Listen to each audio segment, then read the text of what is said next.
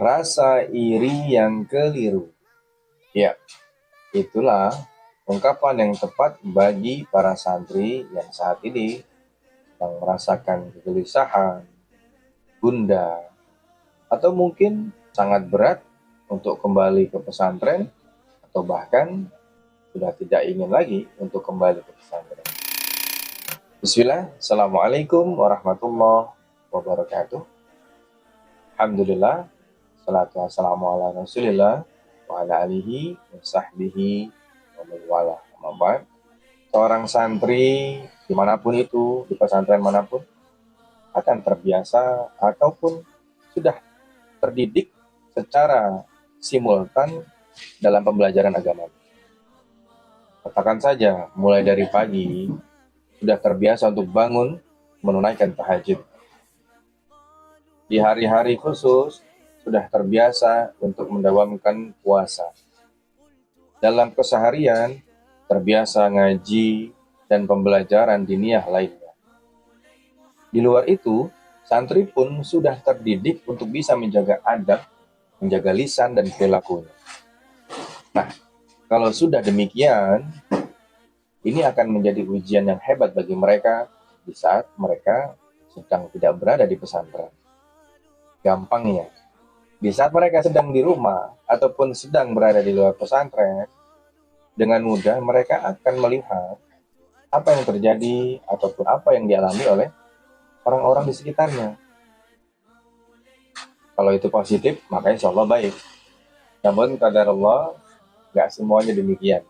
Contohnya, di saat mereka di luar asrama ataupun di luar pesantren, tidak sedikit mereka yang menilai teman-temannya.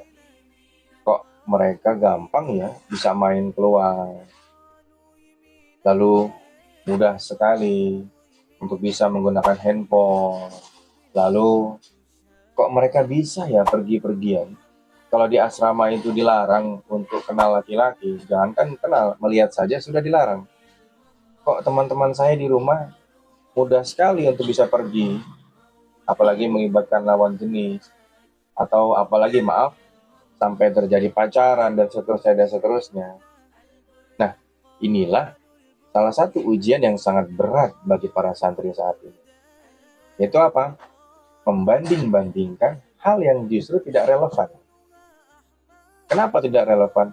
Pastinya, kalau orang di luar pesantren, dalam tanda petik, yang memang tidak ada pembinaan khusus di bidang agama, ini sangatlah berbeda dengan para santri yang memang secara sistematis ataupun secara kebiasaan sudah diajarkan, bahkan didawamkan. Bukan cuma diamalkan, melainkan didawamkan untuk bisa mendekat ke dalam agamanya. Nah, inilah terjadi sebuah hal yang sangat tidak enak, yaitu apa? Iri yang keliru. Kenapa? Karena kedua hal ini sangatlah tidak bisa dibandingkan. Kalau ada orang lain di luar dengan segala macam, hal-hal yang kita lihat itu enak dalam perihal dunia, tapi belum tentu baik dalam perihal agama. Dan ini juga terjadi bagi para santri kita. Bangunnya mereka setiap hari melawan ngantuk, puasanya mereka melawan rasa lapar.